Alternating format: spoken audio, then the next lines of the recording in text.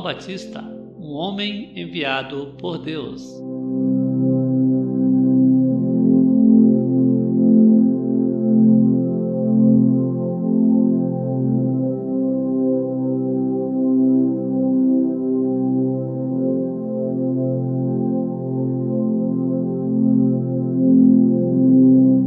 O Evangelho segundo João.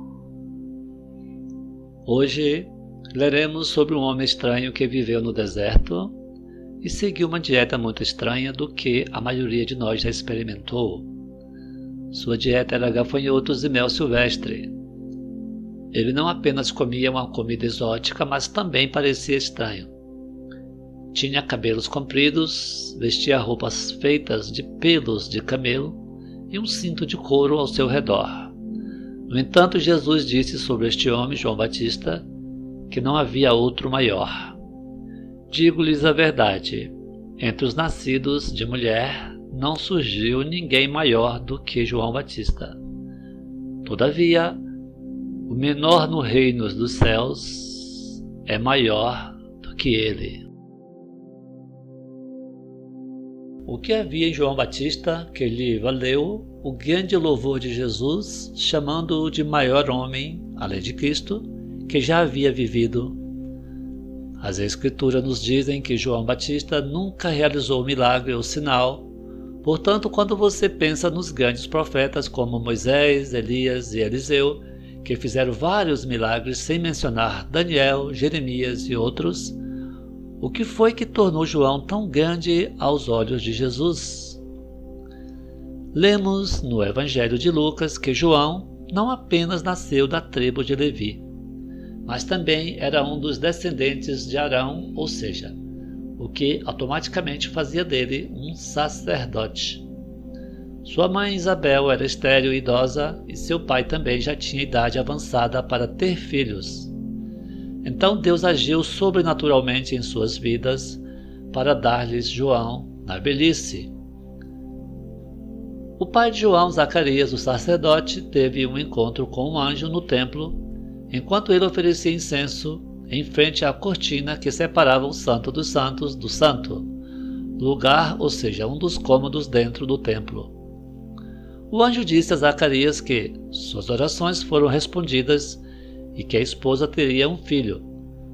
Zacarias tornou-se mudo devido à sua descrença nas palavras do anjo. Depois de ter sido concebida pelo Espírito Santo, Maria, mãe de Jesus, visitou Isabel no 6º mês de gravidez de João. Tanto Isabel quanto João, ainda não nascido, foram cheios do Espírito, quando Jesus, ainda não nascido, veio diante de ambos. Quando João nasceu, a língua do seu pai foi solta, com Zacarias profetizando que João seria um profeta do Senhor. A cura e o testemunho de Zacarias sobre a mensagem do anjo trouxeram grandes expectativas ao povo judeu, pois até aquele momento havia passado 400 anos sem que nenhum profeta lhes fosse enviado. O último profeta havia sido Malaquias, que falou da vinda do precursor do Messias. Devido ao seu nascimento sobrenatural, a vida de João foi seguida de perto em decorrência ao seu nascimento no sacerdócio e por ser chamado a ser separado por Deus no nascimento, fazendo um voto de Nazireu. Seus cabelos não podiam ser cortados, ele também não podia tocar em nada morto nem comer ou beber nada da videira, por exemplo, uvas, vinhos ou passas. Algo aconteceu com João em sua infância, porém para que ele não crescesse no luxo da classe sacerdotal. Até onde sabemos, ele não passou pela yeshiva ou pelo seminário, mas Deus o levou a viver nas regiões desertas desde a infância. E o menino crescia e se fortalecia no espírito, e viveu no deserto até aparecer publicamente a Israel. Pergunta: por que Deus levou esse homem a viver no deserto? Em preparação para o seu ministério? Você já passou ou está passando por uma experiência espiritual no deserto, onde tudo parece seco e árido? O que Deus quer nos ensinar em tais experiências? A maior necessidade de então e de agora é que Deus levante homens e mulheres que ouvirão e conhecerão a sua voz. Isso não é fácil em nossas vidas ocupadas, guiadas por objetivos, voltadas para o sucesso e excesso de trabalho. Deus não hesita em falar conosco. O problema é a nossa habilidade de desacelerar nossas vidas ocupadas para ouvi-lo. Jó disse: pois a verdade é que Deus fala ora de um modo, ora de outro, mesmo que o homem não o perceba. O problema é a nossa percepção. João Batista aprendeu a sobreviver no deserto ou nas regiões desertas da Judéia, vivendo fora da terra enquanto aprendia a ouvir a voz de Deus. É interessante que Jesus, Moisés, Josué e Jacó passaram muito tempo no deserto ou em regiões áridas e vazias. Paulo, o apóstolo, disse que após sua conversão, ele foi para a Arábia, uma região muito deserta. Quando os 2 milhões de israelitas deixaram o Egito, Deus os separou para lugares desertos para ensinar-lhes que o homem não vive apenas de pão, mas de toda a palavra que vem de Deus.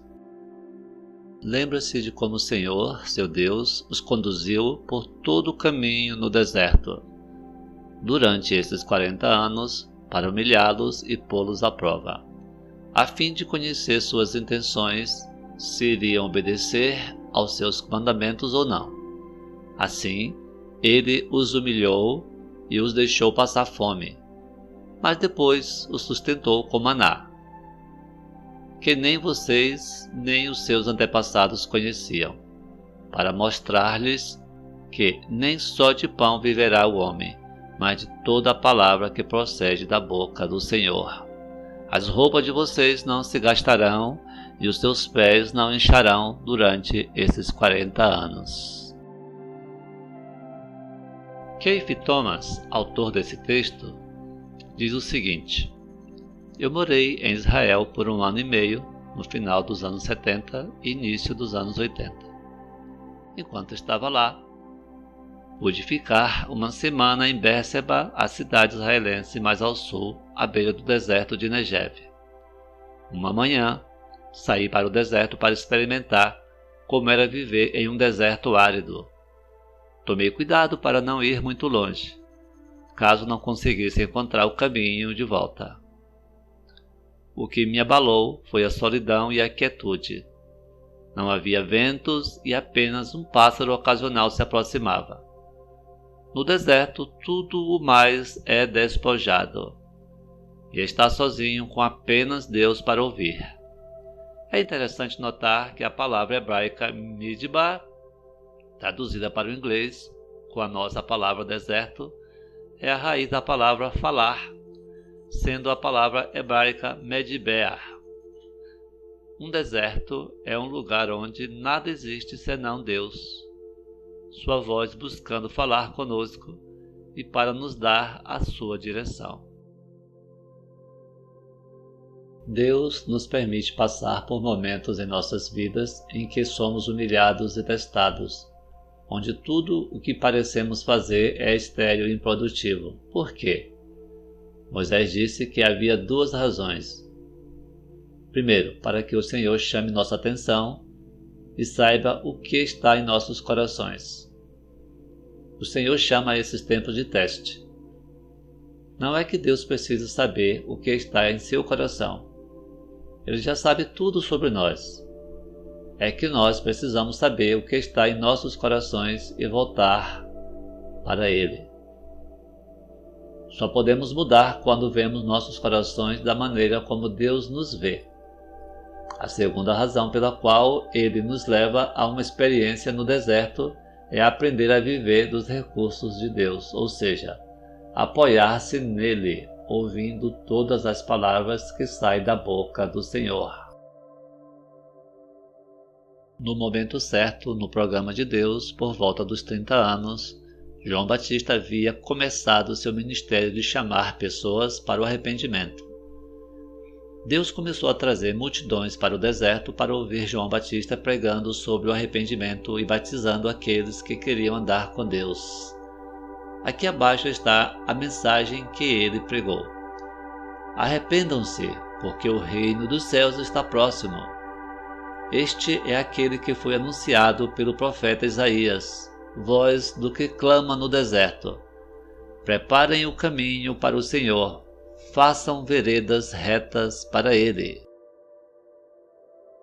O Evangelho de Mateus nos diz que João Batista atraiu multidões de Jerusalém, de toda a Judéia e de toda a região ao redor do Jordão. Confessando seus pecados, eram batizados por ele no Rio Jordão. De Jerusalém, são pelo menos 25 quilômetros até a parte mais próxima do Rio Jordão para ser batizado. Lucas ainda nos diz que ele foi a todo o país ao redor do Jordão, pregando um batismo de arrependimento pelo perdão dos pecados. Se hoje você fosse transportado repentinamente para aquela área, encontraria um deserto árido. Este lugar fica ao norte de onde os pergaminhos do Mar Morto foram encontrados. É um deserto árido no lugar mais baixo do mundo, a 3.000 metros abaixo do nível do mar. Durante o inverno é frio à noite e quente ao longo do dia. Mas Deus levou as pessoas àquele lugar árido para serem batizadas por João. Até aquele momento na história de Israel, apenas os gentios que se voltavam para o judaísmo eram batizados. Por causa desse novo ritmo religioso de batizar o povo judeu sem precedentes, uma delegação de sacerdotes e levitas foi enviada pelos 70 anciãos, o Sinédrio, com perguntas a João. Ao lermos o capítulo 1, versículo 19 do Evangelho de João, devemos entender que, quando João, o apóstolo, escreveu o seu Evangelho, ele usa o nome judeus 70 vezes, referindo-se à elite religiosa dominante dos saduceus, fariseus e escribas. A delegação de judeus perguntou a João Batista quem ele era entre as 3 pessoas que eles estavam esperando. Esse foi o testemunho de João quando os judeus de Jerusalém enviaram sacerdotes e levitas para lhes perguntarem quem ele era. Ele confessou e não negou. Declarou abertamente: não sou o Cristo. Perguntaram-lhe: e então, quem é você? É Elias? Ele disse: não sou. É o profeta? Ele respondeu: não.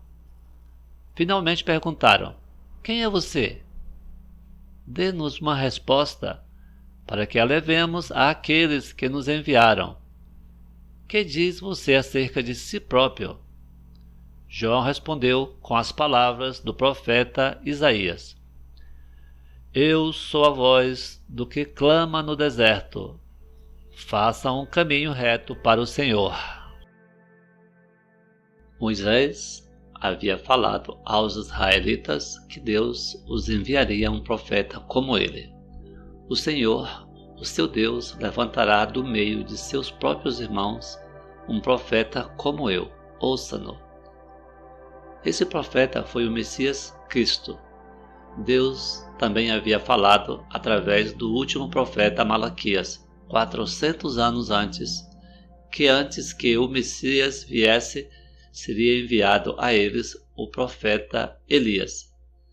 Vejam, eu enviarei a vocês o profeta Elias antes do grande e terrível dia do Senhor. Então, a delegação dos judeus perguntou a João claramente: quem é você? Qual dos 3 você é? Você é o Messias, o profeta de quem Moisés falou, ou Elias? Sua resposta às perguntas deles nos diz muito sobre por que Jesus disse que, até aquele momento, entre os nascidos de mulher, não havia ninguém maior que João Batista, quando João poderia ter apontado para si mesmo e o que estava fazendo. Ele respondeu que era apenas uma voz. O que fez João ser grande foi que ele era pequeno o suficiente para Deus usar. Ele era um homem de caráter totalmente dependente de Deus. Vamos pescar nessa lagoa por um tempo. Vamos falar sobre caráter. A formação de um homem de caráter. Sempre que Deus deseja iniciar um novo trabalho de avanço significativo, Ele prepara e envia um homem ou mulher de caráter divino. Quanto maior o trabalho, maior a preparação interna da pessoa que Deus escolhe. A W. Tozer disse uma vez: Deus não pode usar grandemente um homem até que ele o tenha machucado profundamente. O plano de Deus nunca é métodos melhores, mas homens melhores. Algumas pessoas se enviam para ministrar antes mesmo de que Deus as envie. A igreja, em geral, seria mais prudente em preparar e equipar os servos de Deus antes de separá-los precipitadamente para o ministério. Paulo, o apóstolo, alertou Timóteo sobre isso. Ele disse: não se precipite em impor as mãos. Não entregue liderança e responsabilidade a pessoas que não provaram ter um caráter moldado por Deus. O caráter divino deve ser formado no coração de um líder antes que um homem ou mulher de Deus possa ser enviado para realizar uma missão inovadora. Todo crente nascido de novo pode ser usado por Deus. Mas agora estamos falando de uma posição de responsabilidade na igreja, um ministério específico. O Dr. Lloyd Jones disse uma vez: a pior coisa que se pode acontecer a um homem é ter sucesso antes de estar pronto. Esse treinamento para aprender a depender de Deus e ouvir sua voz foi o que preparou João Batista para ser o precursor do Messias. Pergunta: o que queremos dizer por caráter e qual o perigo de enviar um homem ou uma mulher para realizar a obra de Deus sem antes ter o caráter formado por ele? Vejamos as qualidades essenciais do caráter necessárias para a liderança na Igreja de Deus e em seguida examinaremos a aquisição dessas qualidades necessárias na vida de João Batista. A palavra grega para o caráter de um homem é charasso. O autor Frank Damasio nos esclarece sobre essa palavra em seu excelente livro A Formação de um Líder. Ele diz: isso significa um entalhe, recuo, afiação, arranhão ou escrita em pedra, madeira ou metal. Essa palavra passou a significar uma máquina de gravar e um carimbo para fazer moedas. A partir disso, passou a significar o carimbo em relevo feito na moeda. Essa palavra grega aparece no Novo Testamento apenas em Hebreus 1:3. Aqui o escritor afirma que Cristo é o próprio caráter de Deus, o próprio selo da natureza de Deus, e aquele em que Deus carimbou ou imprimiu seu ser. Consequentemente, derivamos o significado de nossa palavra em inglês, caráter, como uma marca distinta ou distintiva impressa, ou de uma outra forma, formada por uma força externa ou interna sobre o indivíduo. Quer percebamos ou não, os líderes são modelos. Se você é um líder, alguém está aprendendo não muito com o que você diz, mas com o que você faz. Nenhum homem é uma ilha só para si mesmo. Todos nós influenciamos alguém para o bem ou para o mal. Somos responsáveis pela impressão que deixamos na vida de outras pessoas. Deus vê tudo e sabe tudo. Nada em toda a criação está oculto aos olhos de Deus. Tudo está descoberto e exposto diante dos olhos daquele a quem havemos de prestar contas. Ele nos recompensará de acordo com o quanto do caráter de Cristo está estampado no âmago de nossas vidas e nas vidas daquele que influenciamos durante a nossa vida neste mundo. O caráter não é sobre a pessoa que você será no futuro, mas a pessoa que você é agora. É sobre o seu coração, vontade e motivações. A vida é uma série de testes que Deus preparou com antecedência e está realizando no presente. Esses testes são projetados por Deus para torná-lo a pessoa que Ele o chamou para ser. Cada teste que Deus nos permite experimentar constrói nosso caráter. O famoso evangelista D.L. Moody disse uma vez: "Se eu cuidar do meu caráter, minha reputação cuidará de si mesma." Um homem a caminho de se tornar um grande homem de Deus é alguém que se preocupa com as coisas que entram em sua mente e coração através dos portões dos 5 sentidos.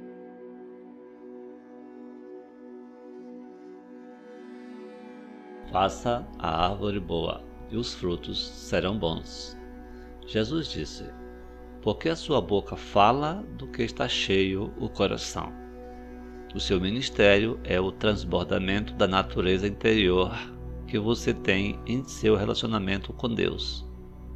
Cultive sua vida particular com Deus e os frutos da sua vida serão abundantes. Você é um produto da soma total de sua vida de pensamentos interior, sua mente, vontade e coração. Acima de tudo, guarde o seu coração, pois dele depende toda a sua vida. João não fez nenhuma afirmação sobre si mesmo, além de ser uma voz que clamava no deserto, a fim de fazer um caminho reto para o Senhor. Jesus nos disse em cada um dos outros 3 evangelhos que os fariseus e os líderes do povo não acreditavam que João havia sido autorizado por Deus para batizar. Os líderes dos judeus pensaram que haviam encurralado o mercado da religião em Israel e certamente não haviam autorizado João a fazer algo que era um conceito estrangeiro em Israel, ou seja, batizar judeus por arrependimento. Os líderes religiosos e os fariseus não viram a necessidade de purificar o batismo. Alguns fariseus que tinham sido enviados interrogaram-no: "Então, por que você batiza, se não é o Cristo, nem Elias, nem os profetas?" Respondeu João: "Eu batizo com água, mas entre vocês está alguém que vocês não conhecem. Ele é aquele que vem depois de mim, cujas correias das sandálias não sou digno de desamarrar." Tudo isso aconteceu em Betânia, do outro lado do Jordão, onde João estava batizando. Traços do caráter de João Batista. Não comprometeu. João Batista não era homem de agradar pessoas. Não houve comprometimento de seus padrões morais. Quando o rei Herodes Antipas tomou a esposa de seu irmão Filipe como sua, João Batista o repreendeu e disse que não era lícito, embora soubesse que Herodes era um homem violento e que poderia matá-lo por sua declaração. João permaneceu inabalável em sua fé e não comprometeu suas crenças fundamentais, mesmo diante de um rei irado. Sua moral intransigente lhe custou a vida. Herodes decapitou João. João abriu mão de sua congregação. Quando certos homens vieram a João Batista dizendo a ele que os discípulos de Jesus estavam batizando e todos estão se dirigindo a ele, a atitude de João foi encher-se de alegria com essa notícia. Ele disse em resposta: é necessário que ele cresça e que eu diminua. Essa atitude também é uma grande verdade para nós.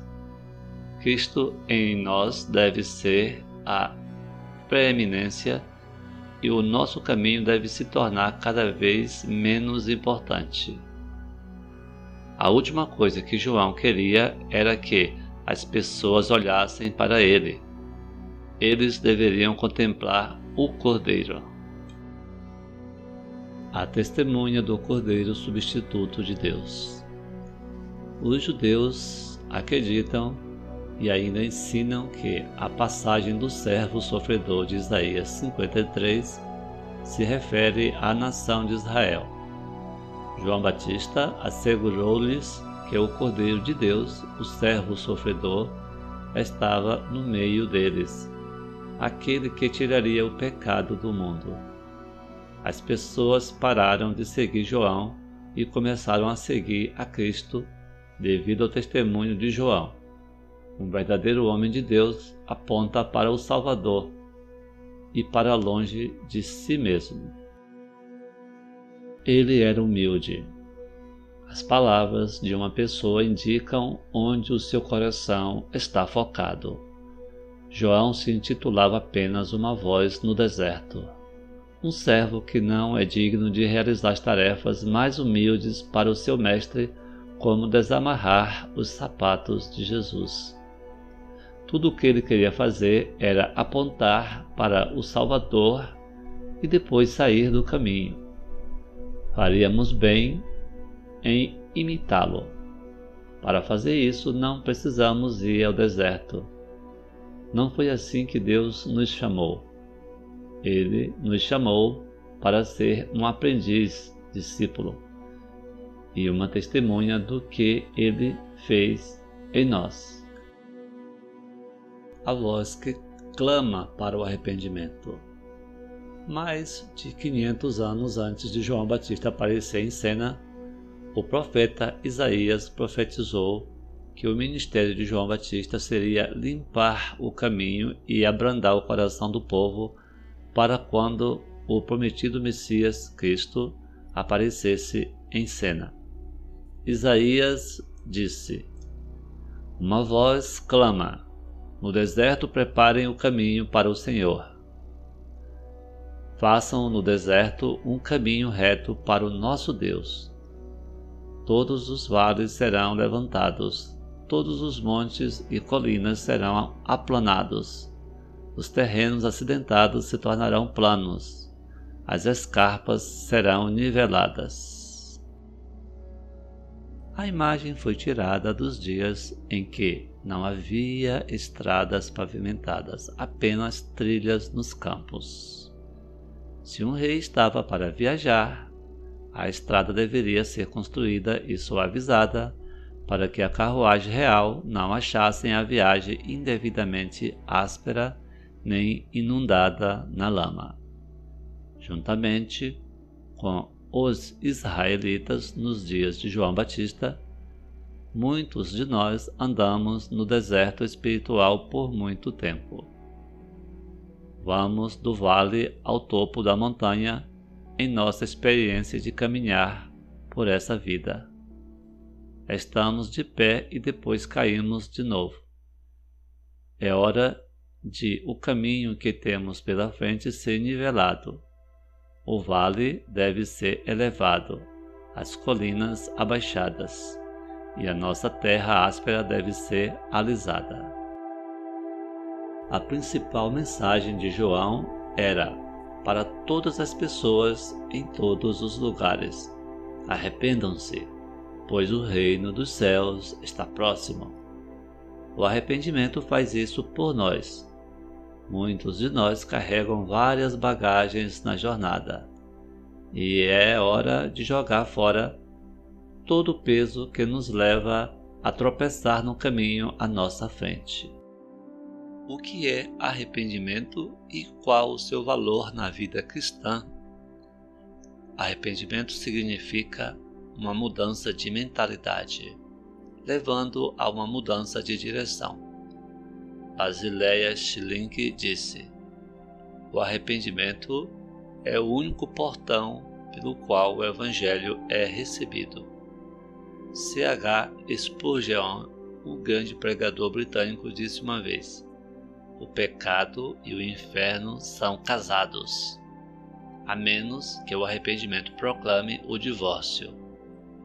Deus em nenhum lugar se comprometeu a perdoar um pecado que o homem não está preparado para abandonar.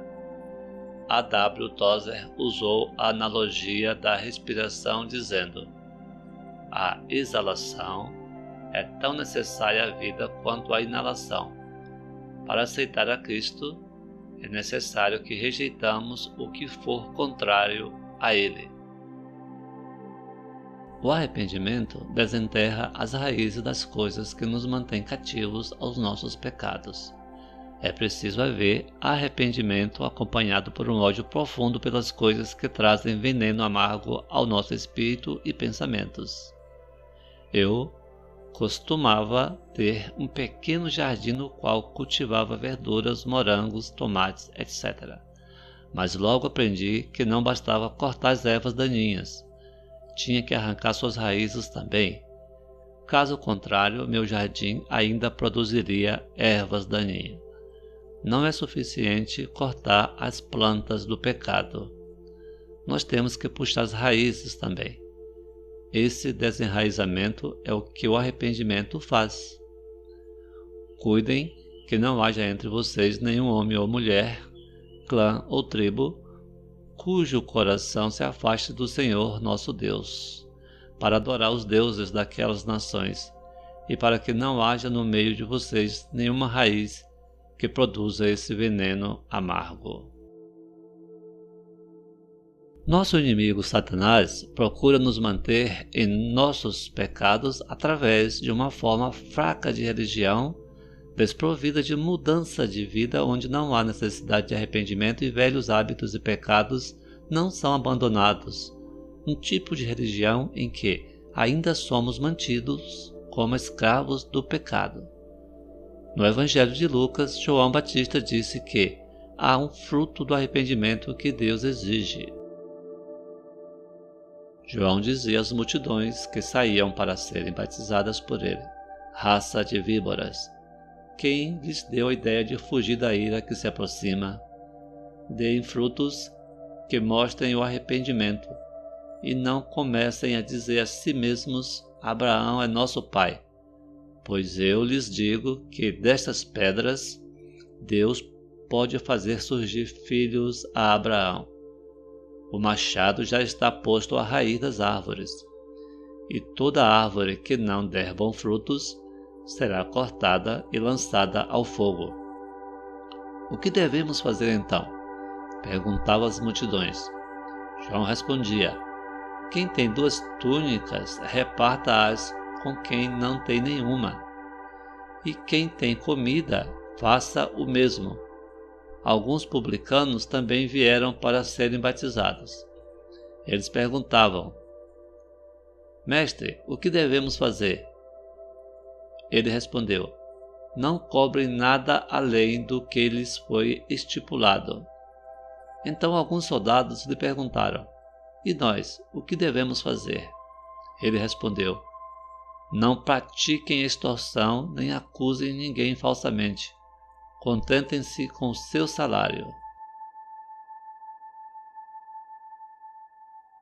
Talvez algo que você tenha feito tenha ferido alguém. Então, talvez você precise ir para o que foi ferido e pedir perdão. Você também pode precisar pagar a restituição. Lembro-me, quando jovem cristão, de não ter tido paz dentro do meu coração depois de eu ter inadvertidamente rebocado minhas redes de arrasto por cima das redes de outro pescador fixadas em um determinado local. Só percebi que as tinha danificado quando o dia amanheceu. Eu pensei que tinha um motivo legítimo, porque estava pescando à noite e não conseguia ver as boias que marcavam a posição das redes dele. Mas Deus teve outras ideias. Não tive paz até que fui à casa do dono das redes e paguei-lhe dinheiro pelas redes perdidas. O verdadeiro arrependimento afeta o que você faz.